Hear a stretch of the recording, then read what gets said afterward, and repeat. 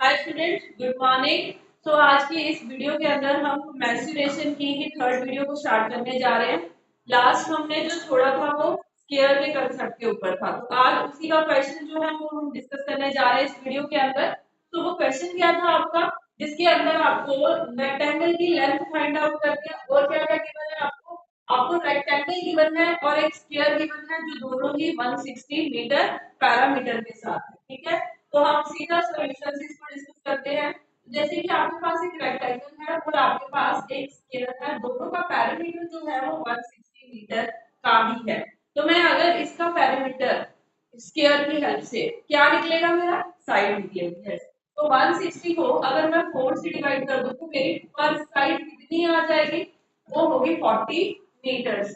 ठीक है, तो इसके आगे आपने सेकंड लाइन भी रीड करना है, क्या है, एरिया जो है is less than that of square by 100 square metre. अभी देखो पैरामीटर ऑफ रेक्टेंगल से आपको क्या क्या मिल सकता है, 160 equals to 2 l plus b। तो यानी कि आपके पास यहाँ पे क्या निकला कि l और b का जो सम है वो 80 है, क्योंकि 160 को 2 से डिवाइड कर दिया। तो जब लेंथ और ब्रेड्थ का सम 80 है, यहाँ पे आपको साइड मिल रही है, दोनों इंफॉर्मेशन में से आपने निकाल लिया, फर्स्ट लाइन हो गई। सेकेंड लाइन में आपको एरिया की बात करी गई है कि जो भी एरिया ऑफ स्क्वायर निकलेगा, रेक्टेंगल का एरिया उससे 100 स्क्वायर मीटर लेस रहेगा। तो एरिया ऑफ स्क्वायर अगर आंसर करना हो तो हम क्या करें, 40 का स्क्वायर कर दें। तो 40 का स्क्वायर कितना होगा, हमें 1600, है ना। तो मेरे पास क्या निकल आया, ये मेरे पास निकल आया एरिया। अब ये अगर 1600 मीटर है आपका स्क्वायर में, तो आपका एरिया ऑफ रेक्टेंगल क्या रहेगा, उन्होंने बोला है ना 100, 100 से कम रहेगा, यानी कि area of rectangle at that time कितना होना चाहिए, 1500 स्क्वायर मीटर। समझ में आया ना, ये दोनों लाइन से हमने सॉल्व किया। अभी आपको लेंथ फाइंड आउट करनी है। ये तो पूरा कंसेप्ट मुझे हेल्प करने के लिए यूज करना पड़ा इसकी। अभी निकालना क्या है, रेक्टेंगल में लेंथ निकालनी है। तो पैरामीटर और आपके एरिया की हेल्प से हम वो फाइंड आउट करेंगे। कैसे, अगर मैं बोलूं कि लेंथ और ब्रेड्थ का सम जो है वो 80 है, जो क्वेश्चन में यहाँ से हमने लिया, और एरिया का मतलब क्या होता है, लेंथ और ब्रेड्थ को मल्टीप्लाई जो है वो 1500 है। अभी देखो यहाँ पे आप चाहे इक्वेशन से काम कर लो, चाहे आप थोड़ा सा स्मार्ट वर्क कर लो, आप जल्दी से आंसर कर पाओगे दोनों से। इक्वेशन में तो क्या है, आपका स्क्वायरिंग होगा या एल की वैल्यू लेट करोगे। यहाँ पे देखो कैसे हम हेल्प ले सकते हैं इसकी। आपको बनाना है एक नंबर 1500 और जिन दोनों का प्लस करके 80 आए। तो ऑप्शन जो पड़ी है वो किससे रिलेटेड है, लेंथ से रिलेटेड। तो अगर आपको लेंथ इसी ऑप्शन में से कोई एक पिक करनी हो तो वो कौन सी होनी चाहिए, तो यस 30। अगर आप 30 लोगे, आपको ये भी देख के चलना है कि अगर मैं लेंथ को 30 लूंगी तो ये तो मेरी 50 हो जाएगी, और इन दोनों का मल्टीप्लाई मुझे 1500 चाहिए। हम ऐसे ही करेंगे ना वर्क। तो अगर मैं बोलूं कि मेरी लेंथ जो है पहली ऑप्शन से, ऑप्शन के लिए मैं कलर चेंज कर देती हूँ तो क्या कंफ्यूज ना हो। अगर मैं मान के चलूं मेरी लेंथ है 30, तो उस टाइम पे मेरी ब्रेड्थ कितनी होनी चाहिए, आप बोलोगे मेरी 50 होनी चाहिए। अभी मुझे सेकंड वाले में चेक करना है क्या 30 और 50 को मल्टीप्लाई करके 1500 आता है। हाँ जी आता है, बिल्कुल सही है। यानी कि ऑप्शन ए मेरा आंसर है, नहीं पहले पहले 50 भी चेक करो, ये बड़ी है, ठीक है। 40 के अकॉर्डिंग अगर काम करें तो 40 प्लस 40 होना चाहिए, और दोनों तरफ अगर 40 40 में मल्टीप्लाई करेंगे तो 1600 आएगा, जबकि हमें चाहिए 1500। तो ऑप्शन बी तो गलत हो गई। नेक्स्ट 50, अगर मैं बोलूं मेरी लेंथ जो है वो 50 है, मैं सेकंड वाली ऑप्शन यहाँ लिख रही हूँ। अगर मेरी लेंथ 50 है तो ऑब्वियसली मेरी ब्रेड्थ होगी 30, और फिर देखोगे तो लेंथ और ब्रेड्थ का जो मल्टीप्लाई करेगा आपका सेकंड केस के अंदर, वो फिर से 1500 है। यानी कि ये वाले ऑप्शन भी सही है। अभी समझ में आया मैंने क्यों आपसे ऑप्शन चेक करवाई। अभी हम 30 चूज करें या 50 चूज करें, दोनों में सेम आ रहा है। तो इतना तो आपको पता ही होगा कि जो लेंथ होती है वो हमेशा ब्रेड्थ से ज्यादा रहती है। तो अगर मैं लेंथ को 30 ले लूं तो ब्रेड्थ ज्यादा हो जाएगी। उल्टा सोचना होगा, लेंथ ज्यादा होगी ब्रेड्थ से। तो मेरा आंसर क्या बना इस केस में, ऑप्शन नंबर सी मेरा राइट आंसर बना। तो वहां पे अगर आप बाय ऑप्शन जा रहे हो, स्मार्ट वर्क कर रहे हो, तो स्मार्ट वर्क भी स्मार्टली ही होता है, इतना आपको पता होगा। तो इस केस में हमारा आंसर बना ऑप्शन सी 50। चलिए इसी के साथ नेक्स्ट क्वेश्चन पे चलते हैं। अब डायगोनल्स वाले क्वेश्चन शुरू हो गए।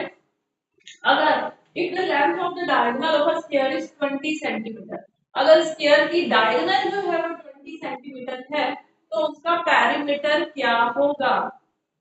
डायगोनल के क्वेश्चन हमने किए हैं ना, एक बार बना के देखते हैं। ये स्क्वायर है, स्क्वायर के अंदर ये जो डायगोनल है ये आपको गिवन है दैट इज 20 सेंटीमीटर। तो मैंने आपको जब स्क्वायर स्टार्ट करवाया तो बताया था ना कि एरिया निकालने का एक और फॉर्मूला होता है। ऑब्वियसली हमें यहाँ पे पेरीमीटर निकालना है, बट अगर मैं एरिया निकालूं, एरिया से साइड निकलेगी, साइड से मेरी फिर से पेरीमीटर निकल आएगा। समझ में आया ना। तो एरिया के लिए वो फॉर्मूला क्या होता था, 1/2 डी स्क्वायर। तो 1/2 डायगोनल का स्क्वायर करते हैं अगर, तो 20 का स्क्वायर हमें करना होगा। अभी 20 का स्क्वायर क्या होता है, या तो आप स्क्वायर कर दो या आप दो बार इसको लिख दो, एक ही बात है। कटिंग करेंगे तो हमारे पास एरिया निकल के आएगा दैट इज 200। आया ना एरिया 200। अभी आप बोलोगे कि अगर एरिया 200 है तो साइड कैसे हम आंसर करें। एरिया आ गया, साइड कैसे होती है, साइड का स्क्वायर होता है एरिया। अगर यहाँ एरिया गिवन है तो साइड कैसे निकलेगी, इसका रूट करना होगा। ओके, तो अगर मैंने साइड आंसर करनी है तो मुझे एरिया का रूट सॉल्व करना होगा। ये देखो मैंने खुद बना दिया, अगर आप वैसे लिखना चाहो आप वैसे भी लिख के कर सकते हो।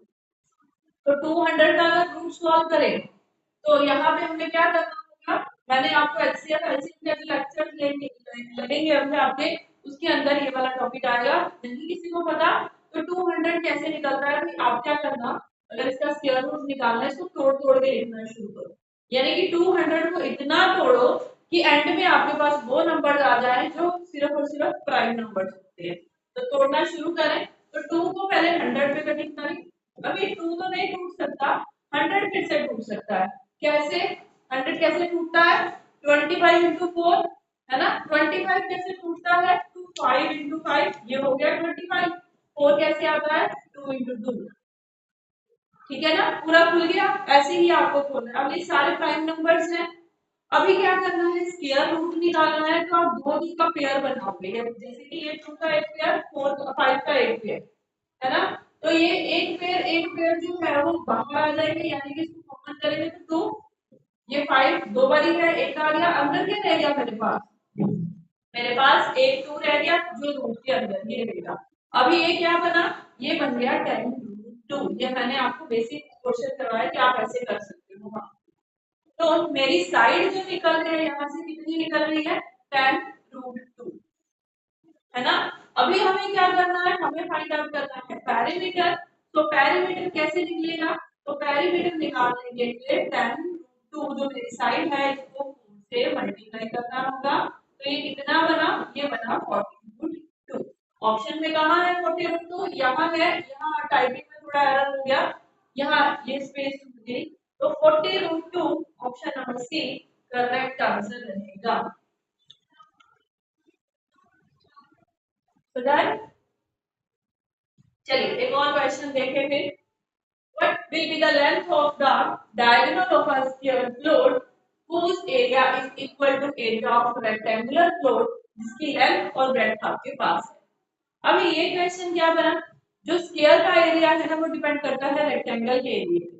अभी रेक्टेंगल का एरिया आपने सबसे पहले सोचना है, उसके लिए आपको क्या क्या गिवन है, उसके लिए लेंथ और ब्रेड्थ दोनों गिवन है। तो जो एरिया होता है रेक्टेंगल के केस में लेंथ मल्टीप्लाई बाय ब्रेड्थ होता है, दोनों का मल्टीप्लाई करेंगे एरिया निकलेगा। ठीक है, तो उस एरिया के बराबर क्या होगा, मेरा एरिया ऑफ स्क्वायर होगा, है ना। तो इसको मल्टीप्लाई कर दें तो ये बना 4 5 20, 4 4 16 और 2 18। तो ये 1800 आपका एरिया ऑफ रेक्टेंगल बना। आया समझ में। अभी उन्होंने साफ साफ बोला है स्क्वायर जिसका एरिया बराबर है एरिया ऑफ रेक्टेंगुलर फ्लोर के। तो एरिया ऑफ स्क्वायर भी कितना है इस केस में, 1800। तो डन। तो 1800 है मेरा एरिया ऑफ स्क्वायर भी, तो मैं यहाँ पे लिख देती हूँ ताकि आपको समझ में आ जाए।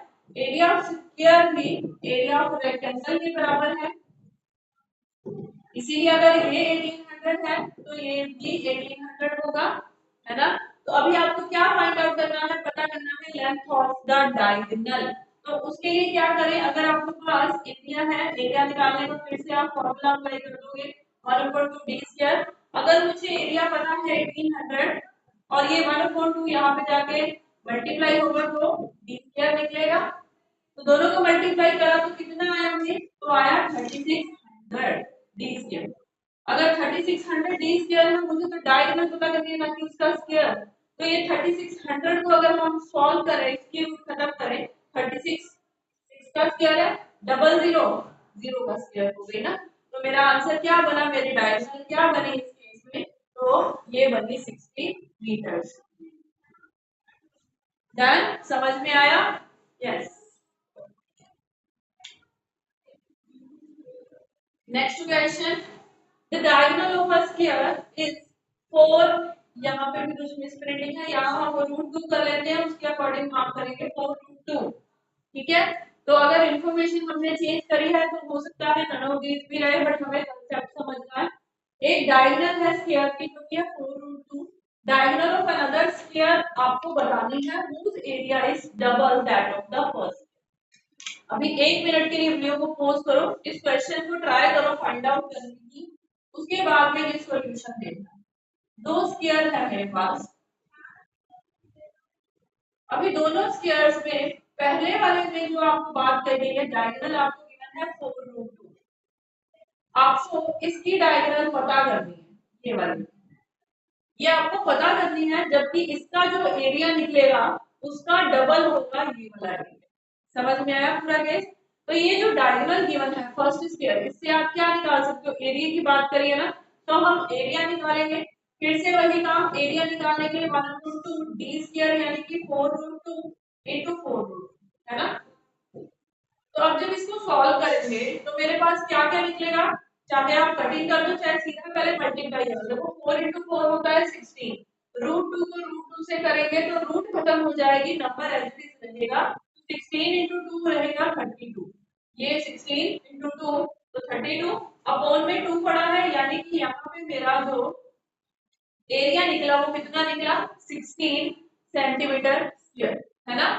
तो 16 निकला।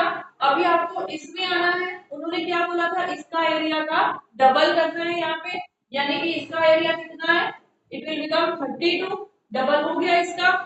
अभी उसने बोला कि अगर एरिया 32 है तो इसकी डायगोनल क्या होगी, फिर से यही फॉर्मूला आपको घुमाना है कि एरिया इक्वल्स टू √2। मैं आपके लिए ताकि आपको समझ में आए ये फॉर्मूला बार बार लिख रही हूँ। तो एरिया आपको गिवन है 32 1/2 डी स्क्वायर, अभी क्या होना चाहिए 32 into 2 तो 64, डी स्क्वायर हम निकाले यानी कि इसका रूट सॉल्व कर दे तो डी आ जाएगा। तो 64 किसका स्क्वायर होता है, 8 का। तो यहाँ पे हमें आंसर क्या मिला, 8 सेंटीमीटर। ए और बी में दोनों में 8 8 लिखा हुआ है, यहाँ 10 है यहाँ 8 है, तो बी ऑप्शन यहाँ पे आपका करेक्ट आंसर है। ठीक है, जिनका भी आंसर बी ऑप्शन बना है 8 सेंटीमीटर बना है, बिल्कुल सही हो आप सब, अच्छा जा रहे हो। ठीक, इसी के साथ एक और क्वेश्चन करते हैं। हाँ जी, एक ये question, if each side of a square is increase by 10% then its area will be increase by. अब यहाँ पे कोई साइड नहीं है, कोई कुछ गिवन नहीं है, सिर्फ ये बोला कि अगर उसकी साइड को 10% से इंक्रीज कर दिया जाए तो जो पहले वाला एरिया है उससे नए वाले एरिया में कितना चेंज आएगा परसेंटेज के अंदर। तो इसके लिए हम क्या करेंगे, फिर से वही काम, एक स्क्वायर है, आपको ये ही नहीं पता कि उसकी ओरिजिनल साइड क्या है, उससे बनाना है एक और स्क्वायर जिसकी जो साइड होगी वो पहले से 10% ज्यादा होनी चाहिए। ठीक है, अगर इस टाइप का आपको क्वेश्चन आता है तो आप इसको कैसे करोगे वहां पे अटेम्प्ट। मैं आपको दो मेथड बता देती हूँ, दोनों ही शॉर्टकट रहेंगे, जो आपको अप्लाई करना है आप कर सकते हो। तो पहले केस के अंदर उन्होंने बोला कि साइड, मैं फॉर्मूले की हेल्प लूंगी। साइड मैं पहले लेट कर लेती हूँ कि मेरी जो साइड है वो 100 है, 100 मान लो 10 मान लो, दोनों से क्वेश्चन हो जाएगा।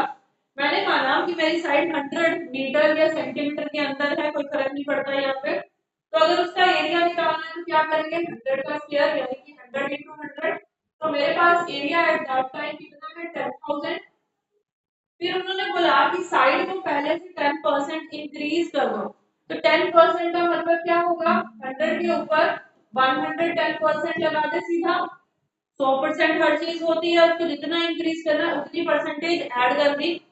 तो जब ये कैलकुलेट करा इसके ऊपर तो मेरे पास मेरी जो नई वाली साइड आई वो कितनी आई, 110। अब जब मैंने दोनों को मल्टीप्लाई करा 110 को 110 के साथ, तो मेरा नया एरिया निकला 12100, है ना। बिल्कुल इजी वे से किया।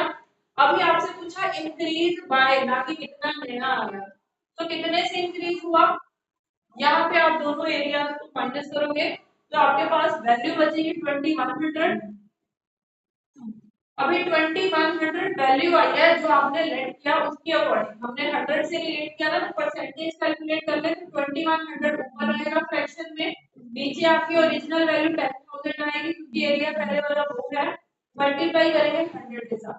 तो जब इसको कैलकुलेट करा तो आपके पास सीधी सी बात है 21% आ गया। तो 21% यहाँ पे बिल्कुल सही आंसर है। ये तो था पहला मेथड जहां पे आप लेट करके चले, ठीक है। अभी सेकंड मेथड जिसके अंदर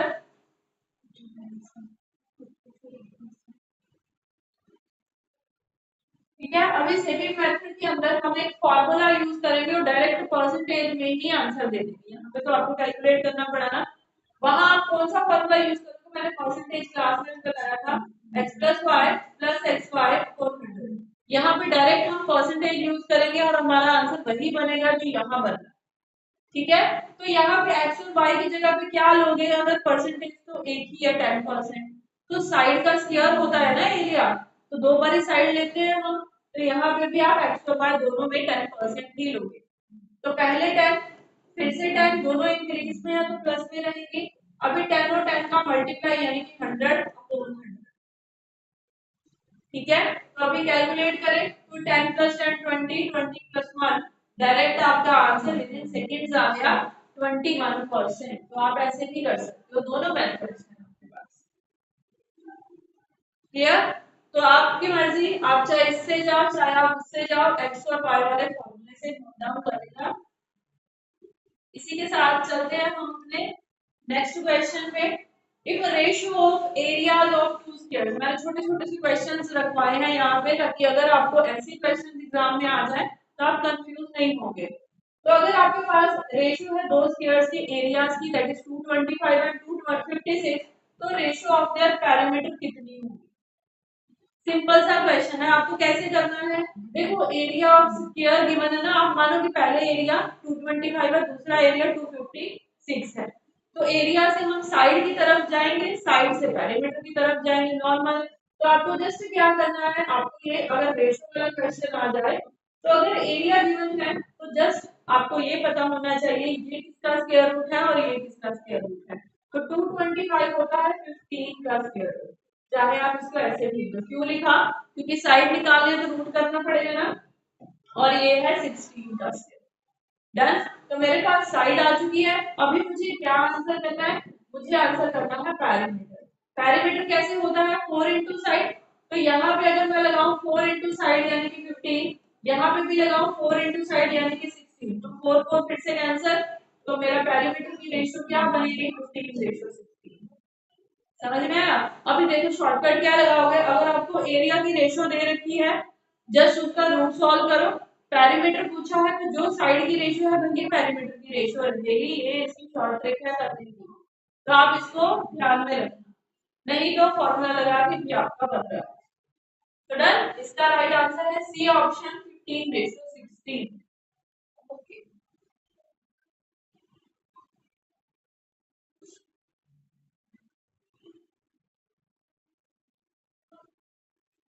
ठीक है। तो ये सारे स्क्वायर्स के क्वेश्चन आज की क्लास में हमने स्क्वायर देखा। इसके बाद में हमें करना है सर्कल।